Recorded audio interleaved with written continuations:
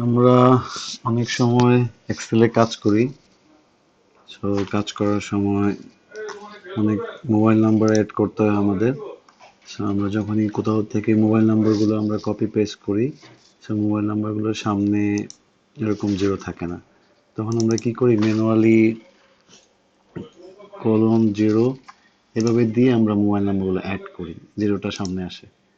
বা কোনো কোনো সময় যদি আমরা জিরো দিয়ে ইন্টার দিই, অনেক সময় মোবাইল নাম্বারের সামনে জিরোটা থাকে না।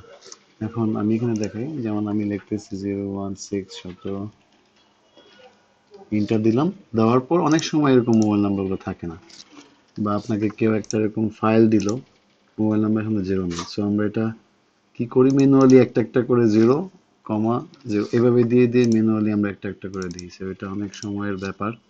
সো আমরা একটা এখানে ফর্মুলা ইউজ করতে পারি এক্সেলের। ফর্মুলাটা হলো, আমার যতগুলো নাম্বারের আগে জিরো দিতে হবে আমি সবগুলো চুজ করলাম।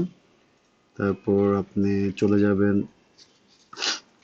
জেনারেল, নাম্বার ফরম্যাটিং যেটা আছে জেনারেল, জেনারেল ক্লিক করে মোর নাম্বার ফরম্যাটে ক্লিক করে আমরা চলে আসবো কাস্টমে।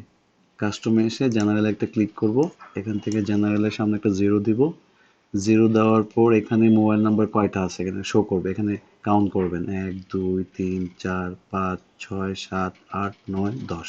আমার 10টা জিরো হবে। 1 2 3 4 5 6 7 8 9 10।